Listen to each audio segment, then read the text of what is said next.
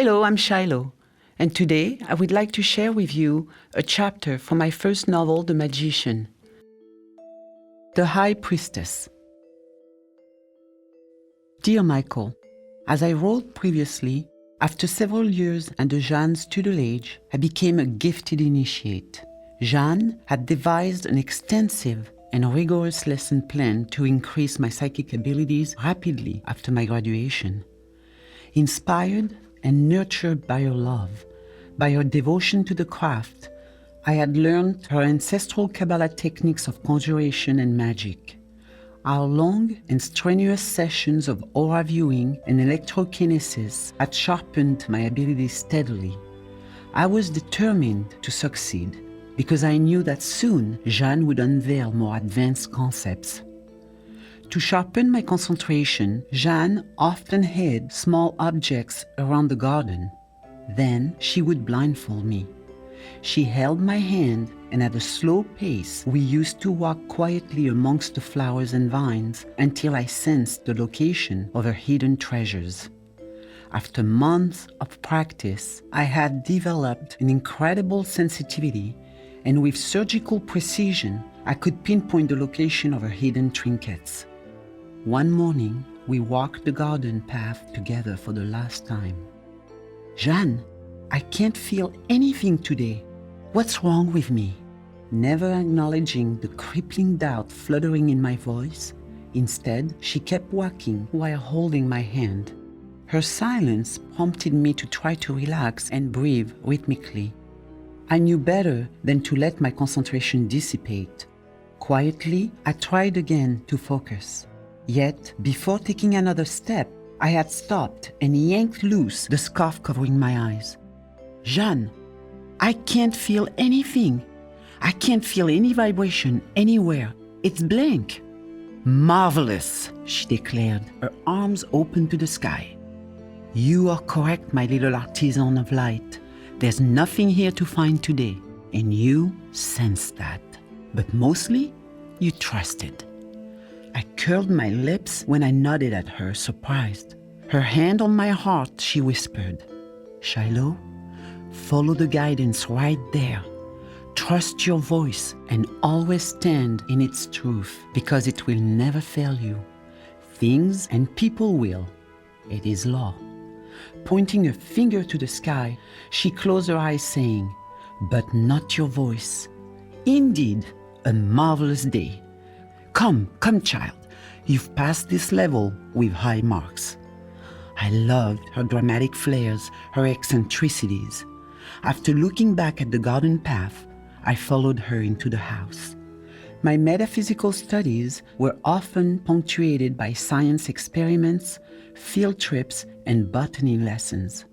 Following a meticulous harvesting schedule, Jeanne and I worked incessantly all year to refill her extensive pharmacopoeia of medicinal plants, rare seeds, pungent roots, and carefully dried fungi. We waited patiently for weeks until finally the raging summer storms had passed behind the mountain range. Then we organized our trek to harvest a rare and pungent medicinal plant called vulnéraire. Jeanne used the stems and flowers in the preparation of her black elixirs, a thick concoction she specifically formulated to help people susceptible to pneumonia. We planned on meeting at 5 the next morning to drive the 50 miles or so to the base of the Chartreuse mountain chain. Over the years, at the top of the plateau, 6,000 feet up, Jeanne had mapped the best areas to harvest the rare flowers. She never shared her secret spots with anyone but me, and to this day, I've never revealed any of her secrets. My grandfather welcomed me home that night with open arms. When I revealed to him my plan to hike to the plateau with Jeanne the next day, he stood in the kitchen, rubbing his hand with excitement. Nobody's been courageous enough to make the trek this year. I ran into old Baptiste just the other day. You remember him? He stays at the Bergerie up there with his sheep. He told me they closed the pass last week because of the rains. But if anybody can cross that glacier, it surely is you, Shiloh. Is that where you're going? Through the glacier? My secret stash is dangerously low, you know. It would be nice if you could think of your old Pepe. No need for flattery, Grandpa, I replied amused. I won't tell you where Jeanne's spots are. You're relentless, you know. Okay, I'll respect your secrets. Glacier or not, you'll need your legs tomorrow. Do you need anything else? I have a deeply vested interest in your success, Shiloh. Of course you do, Pepe. I chuckled at his maneuvers. I'll be fine, no worries. I'll bring you enough flowers for your secret medicine. Besides, I need new clothes and a book. I winked at him. Deal! New clothes and a book. I can handle that. We shook hands to seal the terms of our agreement. Together, we packed my bag and oiled the stitching of my climbing shoes at the kitchen table. As his accomplice in his illegal moonshine production, he promised me I could watch the distillation of his 90-proof grappa contraband. Though my grandmother disapproved of his illegal shenanigans, nonetheless, each year he produced the best high-octane vulneraire grappa in the village. I knew where he hid the bottles around the barn, but I kept his secret safe. The next morning, I hurried to Jeanne's house with my ropes and all the carabiners I could gather in my backpack. I ran the habitual trail until I reached the bottom of the 3 shaky stairs at her doorway. Winded, but on time. When I dropped my bag, Jeanne opened her door. Before I could catch a breath or reach the knob, she walked forward to greet me, geared up in full mountaineer garb, holding a brown mug in her hand. She scanned the horizon contented. Good morning, my angel. It's going to be a beautiful day. Look at this sky. Behind me, the purple clouds opened the dark skies to broadcast a new day. Good morning, Jeanne. I kissed her on the cheek at the top of the stairs. While I grabbed her favorite backpack sitting by the front door, she looked around the deck for her smooth walking stick and called Puce and Romy, her 2 younger dogs, to follow her to the old grey Peugeot she drove. The car had been idling for a while when Jeanne opened the back door for the dogs to jump in. Frantic to join the big adventure, they both jumped in and then back and forth, alternating nervously between the rear windows. When we reached the paved road, they curled up and fell quickly asleep. The few trucks we encountered were local bakers delivering large crowns of bread to the remote farmhouses on the way. In less than an hour, we parked at the trailhead. Panting impatiently on the back seat, Puce and Romy dashed off madly through the woods when I opened the back door. Probably intoxicated by the scent of a cottontail, they disappeared under the thick foliage, barking. Don't worry, Shiloh. Let them go investigate. They'll find us. They always do. Jeanne waved her hand at them with a laugh.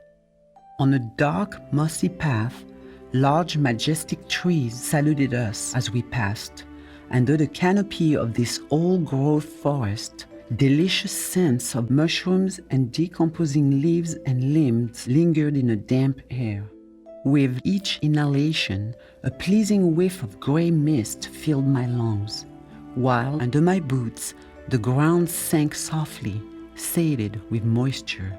Nothing made me feel more alive than being here, witnessing with Jeanne the birth of a new morning.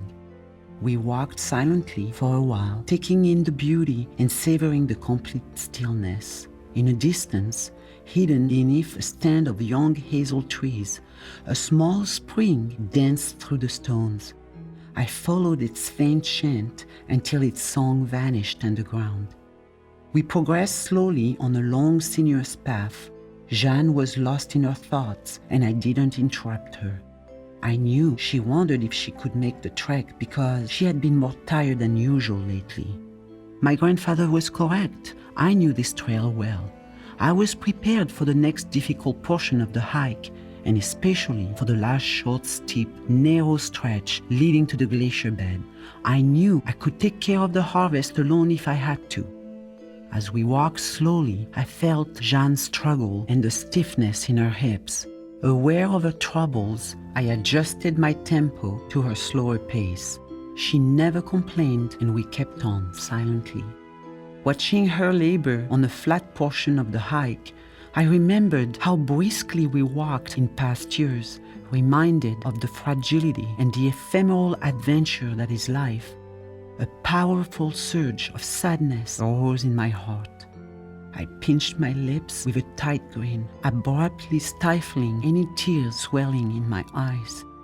"Shiloh," Jeanne murmured, looking straight ahead. "Remember that it is only the belief in yourself that unleashes the magical forces at your disposal.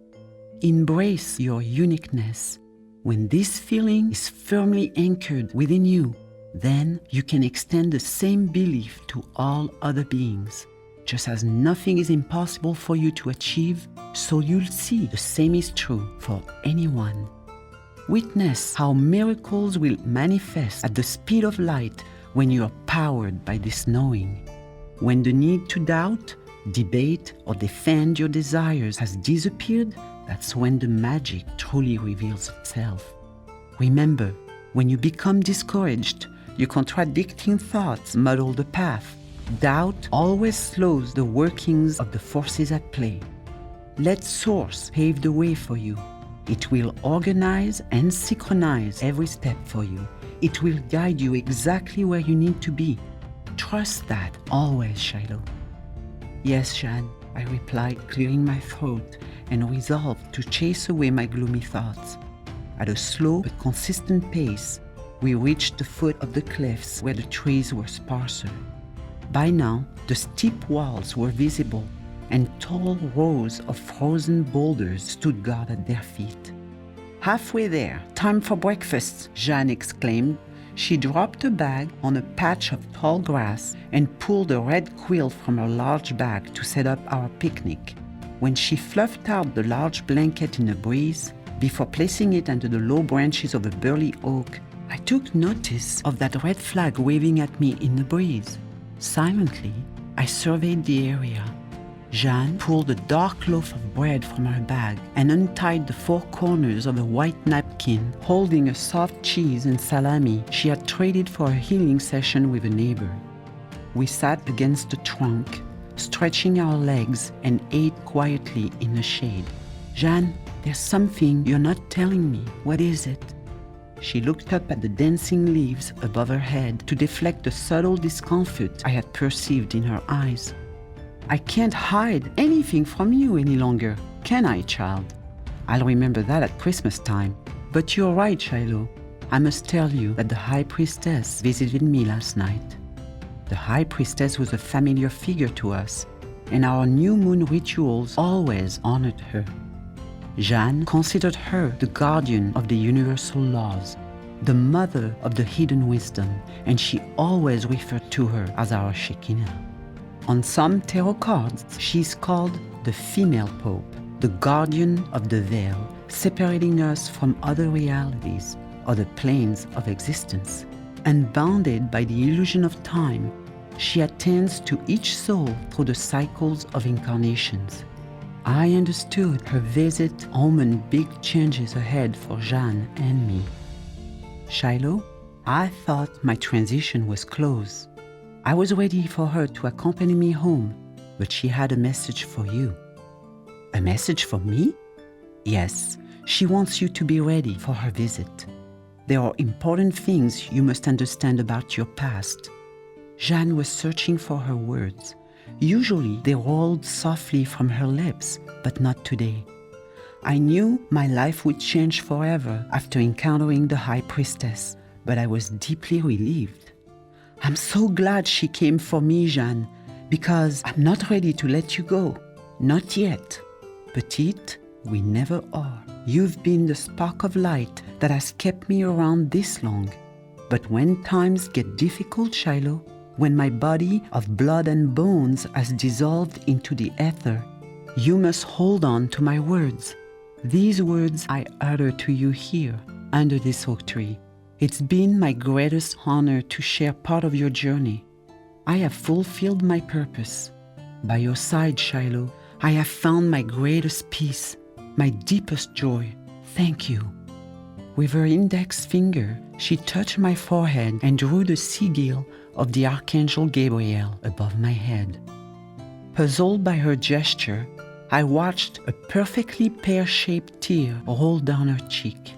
I followed the translucent pearl from its birth in the corner of her eye to the crest of her cheek. Swiftly, she brushed her rugged fingers over her face and cleared her throat. "The time has come to understand who you really are. The High Priestess is coming to show you." That's all she revealed to me. "I'll be fine, Jeanne. Besides, I have a couple of questions for her." I smiled. Dappled fragments of sunlight peeked through the leaves of the oak tree. "Of course you do, Angel, of course." Jeanne began to collect the leftovers, her signal to gather our belongings. I reluctantly got back on my feet because all I wanted to do was to bask here forever with Jeanne. "We should think about climbing this hill. It's getting warmer. Let's go, Shiloh." I took off my sweater and adjusted the weight on my backpack. "Ready?" Jeanne whistled at the dog. Rested, but wet and muddy still, they darted around looking for a fresh scent and then took off ahead of us. The next hour was demanding on all of us.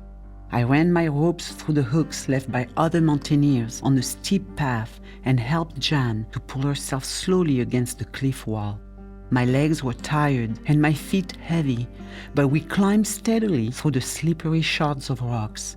The recent rains had carved deep ruts on the narrow trail, making the footing treacherous. Jeanne was showing alarming signs of fatigue. Stopping to catch her breath, she sat on a large boulder and reached for some water. The dog circled back to her at once, begging for a small share. Their excitement was gone. They looked as exhausted as she did. Lapping greedily from her cupped hands, they took turns quenching their thirst. "Shiloh, I don't think I'm going to make it to the top. I've got nothing left in me, and I don't think these guys want to go on either." When I turned around, I saw her holding her chest. As I approached her, I noticed her face was glistening under the beaming rays of the hot sun. "Jeanne, are you okay? What about the flowers? We've come this far." "Shiloh, we'll come back another time." I extended my hand to help her stand. She geared up and looked back at the plateau. "Wait, Jeanne, I can make it there by myself. Look, it's right there." I pointed at the glacier bed, the last obstacle between us and the top of the plateau. "It's right there. I can cross it. I know I can. From here, you'll be able to see me when I got to the other side. Wave your red flag, and I'll know you saw me. I won't be long." "What red flag?" "Your blanket." "Ah, I see," she replied, perplexed for a moment. "Okay, I'll wave the flag, Shiloh." I'd made up my mind, and Jeanne knew that nothing was going to stop me. Still, she shook her head, evaluating the risk of letting me go alone. "Your grandmother would not be happy with my decision." "Oh no, she wouldn't." "But your grandfather, well, that's another story." I had to make a move, but before I could, Jeanne held me with her stare and said, "Shiloh, in order to make it across, you must focus your mind. Otherwise, you'll slide down the slope. Use the breath of light, and when you reach the top, stay on the west side of the plateau. There, you'll find the tall granite sarsennes forming a half moon. And remember, you must start your descent no later than 2. Take my bag. It's bigger, and there's plenty of water in it. Here, take my watch as well." I listened to her direction, and we exchanged our bags. I placed her large canvas sack on my back and adjusted the cracked leather strap over my shoulders. "Shiloh, one more thing. The red flag warned you. You are supposed to go up there alone. I can feel your guardians now. They are all around you. Stay on your guard, but know that you're protected. All is well, petite." She gazed up at the plateau and scanned the sky. I watched her gathering my pack. With the red blanket rolled under one arm, she raised a walking stick in the air to rally the dogs. Confused at first, the two tired scouts followed me, but soon doubled back towards Jan. We waved one more time, and I set off.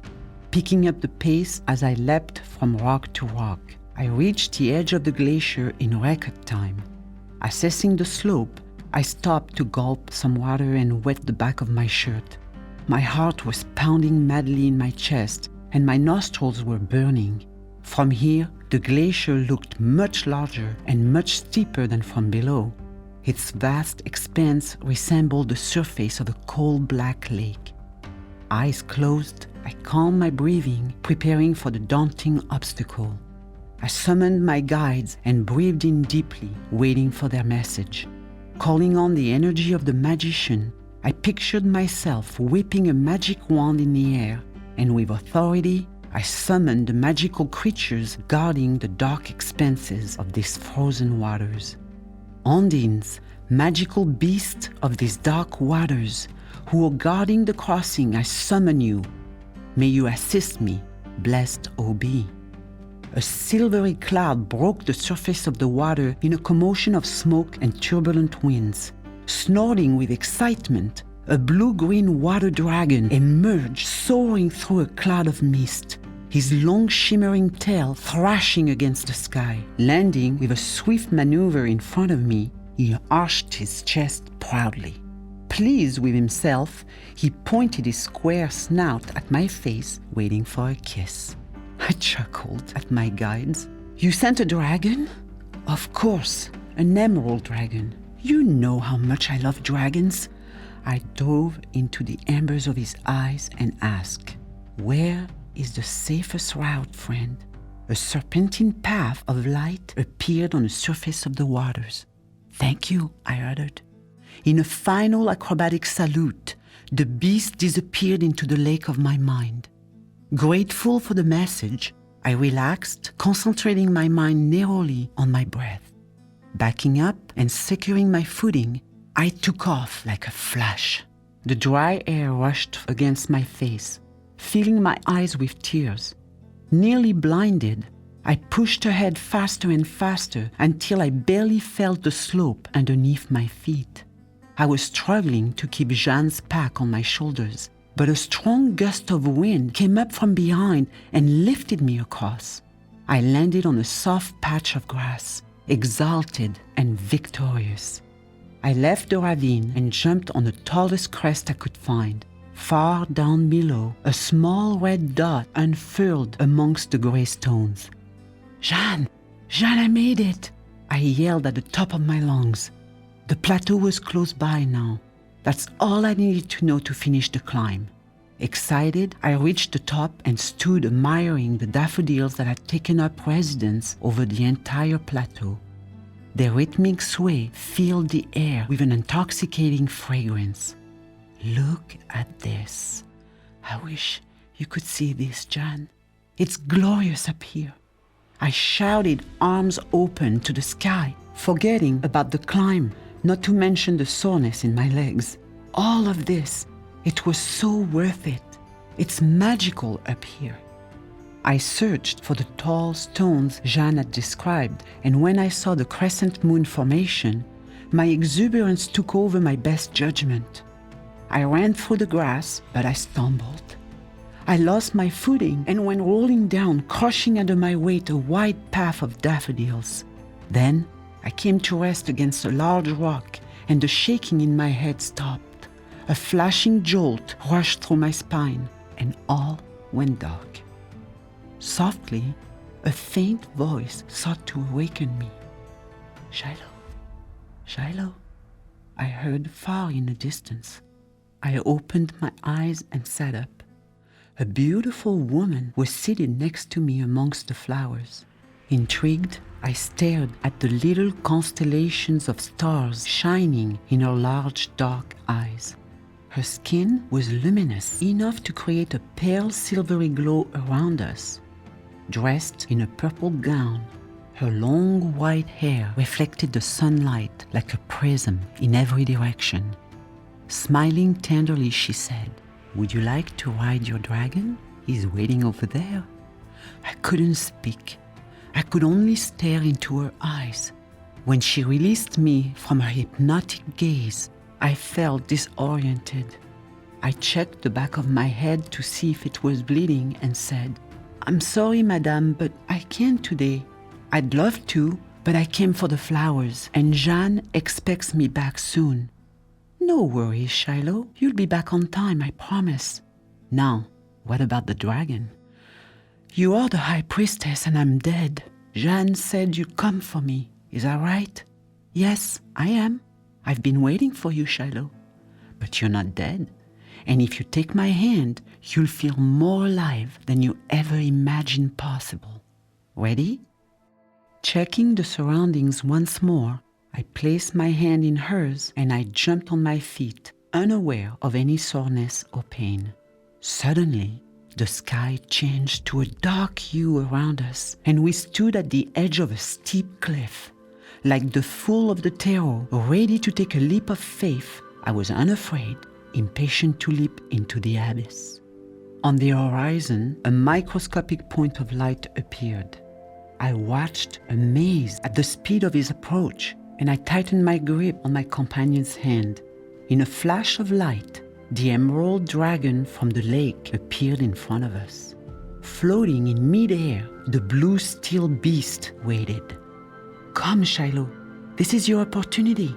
The High Priestess jumped in front. She held the pommel of a wide padded saddle and gestured for me to join her. I jumped behind her, beaming with joy. Surprised at the sudden forward acceleration, I grabbed the priestess' waist to regain my balance.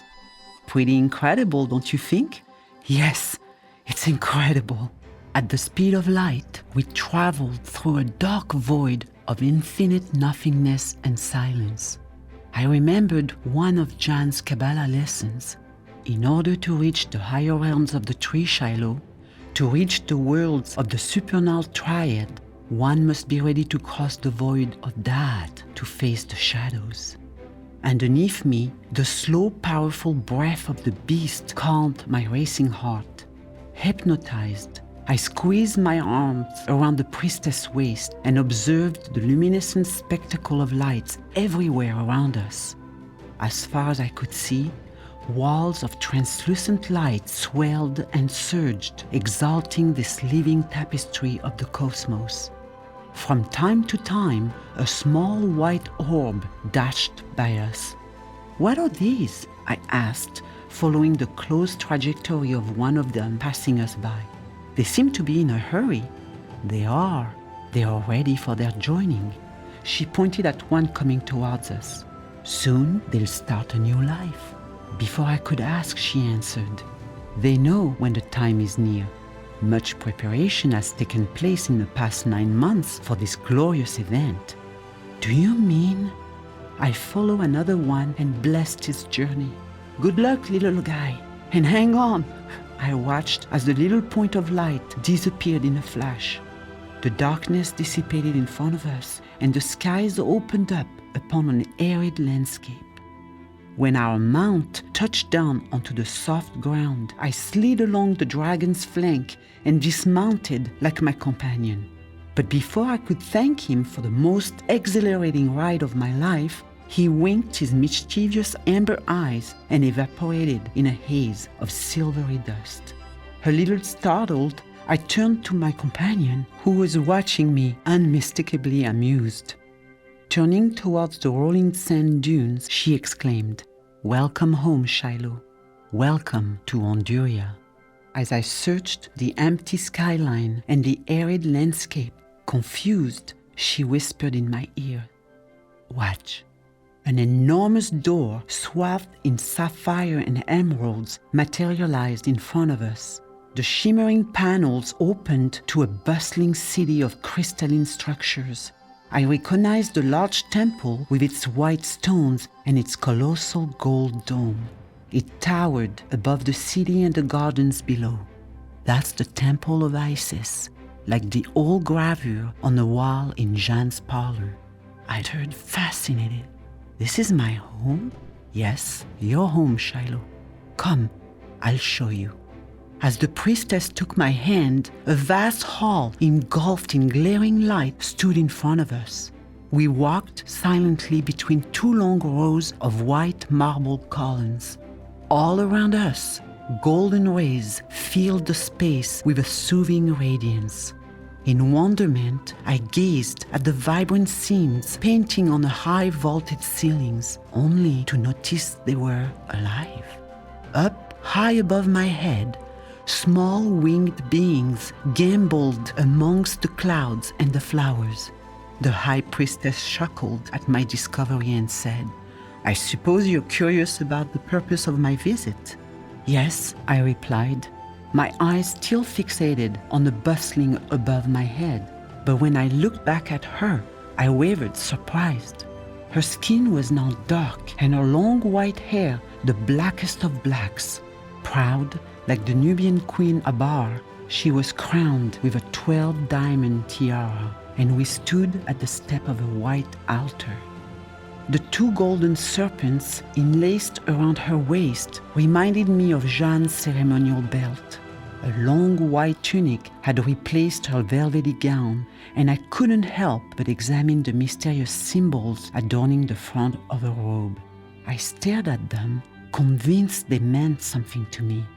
"Welcome back to your temple, Shiloh. We've been waiting for your return," said a multitude of whispers chanting in unison. I felt the pulse of an invisible crowd surrounding me. I surveyed the multicolored mist filling the room, searching for a figure, and I watched, fascinated, as small little waves of bursting lights rolled towards me. Hesitantly, I reached out. On contact, a burst of joy electrified my being. I belonged here, I knew instinctively. I closed my eyes, trying to recognize each and every voice amidst the murmuring.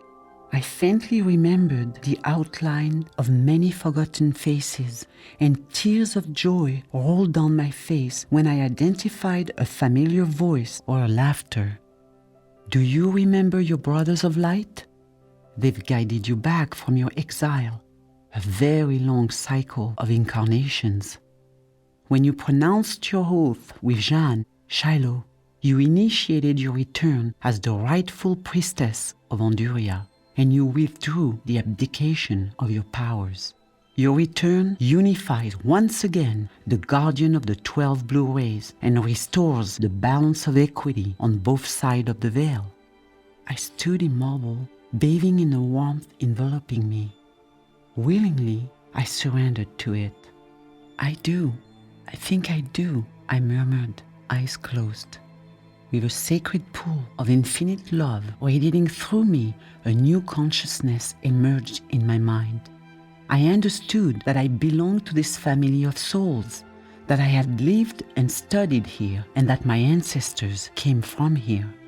The High Priestess waved her fingers in the air when a holographic image beamed above the altar. Bathed in a halo of light, a city appeared. "Shiloh, this is Honduria, one of the most advanced educational centers on this plane. There are many more centers like it in other realities throughout the universe. But it's here that we keep the records of Earth in a book of remembrance." "The halls of record? The book of life?" I replied, fascinated. "Precisely. Here, the entire history of humanity is recorded. This is where each and every single soul's experience, eons of memories, are kept and nurtured. Here, for all eternity, the etheric body of each incarnated soul is protected. Are you ready, Shiloh? The memories of the Priestess of Honduria can now be open for you. By revisiting your past, you'll be able to fulfill your future." "I'm ready, my priestess." My companion acknowledged my courage with a faint nod. A cascading wall, pulsating like a beating heart, appeared on the screen. Faintly, the image of a woman wearing a crown of stars appeared. Her long mane of braided tresses framed her soft and youthful face. As she opened her dark eyes, she smiled at me, and I remembered. "Your name was Baisha," she intoned. "You were groomed since birth to become the priestess of Honduria. Your ancestors came from a long lineage of Nubian oracles, but you forsook your powers for the love of a young man and the injustice done unto him and unto you." The faint remembrance of such a promise surged in my heart. Gazing into the young woman's eyes, I felt her love for him. Surprised by the intensity of their love, by the strong pulse I felt between them, I took a long deep breath. Scenes of a garden flashed on the screen, but a somber emotion rose inside of me. Tears ran down my face before I could understand what was happening. A surge of emotion roared in my heart. Then I remembered. The Hierophants discovered us in the garden. I promised to never see him again if they spared his life, but they killed him anyway, knowing that my love for him would never die. I took my life that day, the day of my crowning, and pronounced a decree spelled in my own blood on these stones. I looked down at my feet. "Do you remember now, Shiloh?" the priestess asked with a tender smile. "Yes, I do remember my words and my action," I replied. In the white temple of Honduria, I uttered once more, "My life for your life I kill. I will search across eternities. I will find you again. When I do, Elohim by my side." Now you understand? In your present incarnation, you're given the chance to fulfill your promise to him. Then you'll be free. "Free?" I uttered before closing my eyes. When I opened them again, I could hear Jeanne calling my name.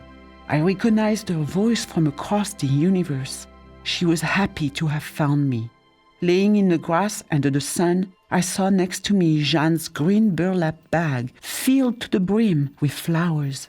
I didn't fall asleep, and I knew I didn't pick these flowers either. Jeanne had begun looking for me when 2 hours had passed, and she must have slowly walked over to the other side of the pass. "Shiloh, what happened? You look all shaken up, child. Can you walk? Do you need help? Stand up."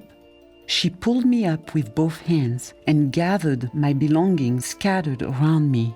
"Look at this. Shiloh, there must be at least 5 or 6 pounds here." Jeanne held the bag, weighing its content. "I have no idea how we got here, although," I replied, looking around, but truly grateful for the flowers. Jeanne stared at the harvest, perplexed. Scanning the horizon, she exclaimed abruptly, "We must hurry back. The sun is already behind the clouds. We'll have to walk the pass like I did earlier. Besides, that's the only way around the glacier. We'll have to stop on the way and call your grandparents, otherwise they'll be worried sick." I stood up, noticing that the daffodils were gone. "Where are they?" I wondered, rubbing my eyes. Here and there, only sparse tufts of grass punctuated the arid plateau. "My head is a little shaky, but I can walk. Jeanne, something happened.